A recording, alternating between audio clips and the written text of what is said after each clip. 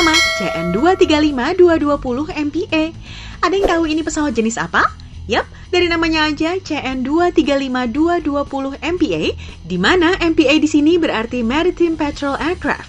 Pesawat ini termasuk dalam pesawat pengintai maritim, geng. Iya, pengintai. Secara negara kita ini negara kepulauan kan, jadi mau nggak mau butuh banget alat untuk memantau seluruh kawasan yang menjadi kedaulatan tanah air kita. Bahasaku kok jadi nasionalis gini sih? Jadi malu. Oke, jadi gini geng. Pesawat yang diproduksi oleh PT Dirgantara Indonesia alias perusahaan industri pesawat terbang pertama dan satu-satunya di Indonesia ini memiliki radar intai maritim dengan jangkauan deteksi yang mumpuni. Dan radar ini terselubung di bagian moncong depan pesawat. Udah kayak Pinocchio aja ya.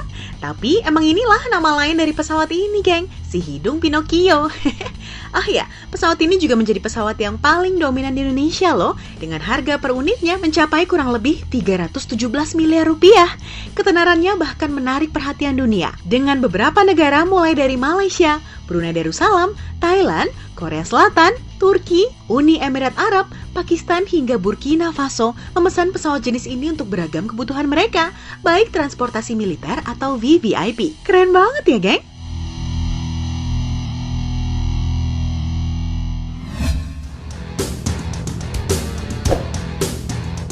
Kedua, NC212.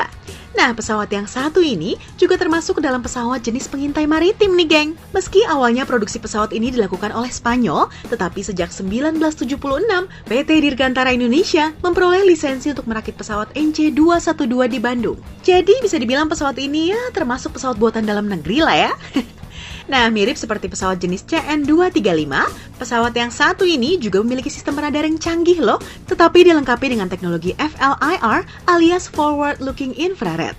Tujuannya untuk memantau keberadaan pesawat atau kapal asing dalam gelap. Sementara itu, untuk kemampuan terbang pesawat yang satu ini mampu terbang non-stop selama 6 jam loh, dan bermanuver rendah guna mendekati objek yang dipantau. Kira-kira kamu bisa tebak nggak berapa harga pesawat ini? Cukup beragam, geng. Kurang lebih sekitar 50 hingga 100 miliar rupiah. Bergantung pada variasinya seperti NC212-200, NC212-400, atau yang terbaru NC212i. Dan satu lagi nih, geng. Ternyata pesawat ini nggak cuma militer kita aja loh yang beli, tapi juga Thailand, Vietnam, dan Filipina. Wih.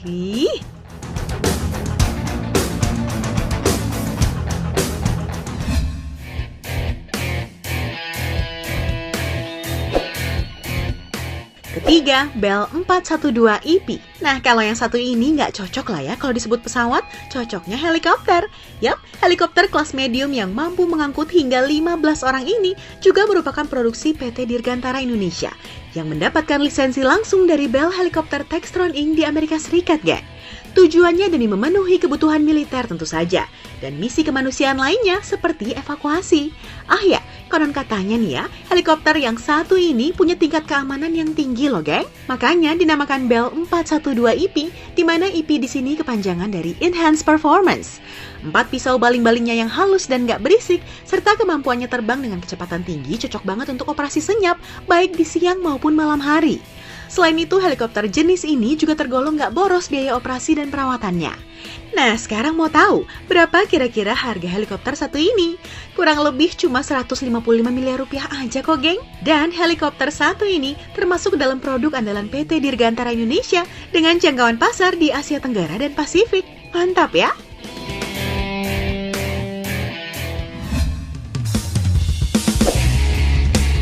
Terakhir, N219 Nurtanio. Ini dia, geng, pesawat yang beberapa waktu lalu ramai di pemberitaan media. Yap, pesawat yang baru saja diresmikan Pak Presiden Joko Widodo ini memang menjadi pesawat andalan yang diklaim sangat cocok menunjang kebutuhan dalam negeri. Pesawat buatan PT Dirgantara Indonesia yang bekerja sama dengan LAPAN alias Lembaga Penerbangan dan Antariksa Nasional ini mampu terbang dan mendarat di landasan pendek sepanjang 500 meter. Pas banget kan dipakai untuk menghubungkan daerah-daerah terpencil di Indonesia kayak Papua misalnya.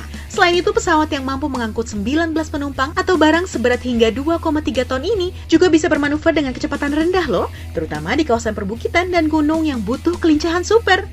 Ya nggak heran ya, saat pesawat ini diumumkan ke publik, banyak pihak yang langsung tertarik membeli, baik maskapai dalam negeri maupun luar negeri. Salah satunya Thailand. Secara harganya juga nggak mahal-mahal amat, cuma 90 miliar rupiah aja, geng. Duh, makin mantap nih kayaknya pesawat-pesawat kita.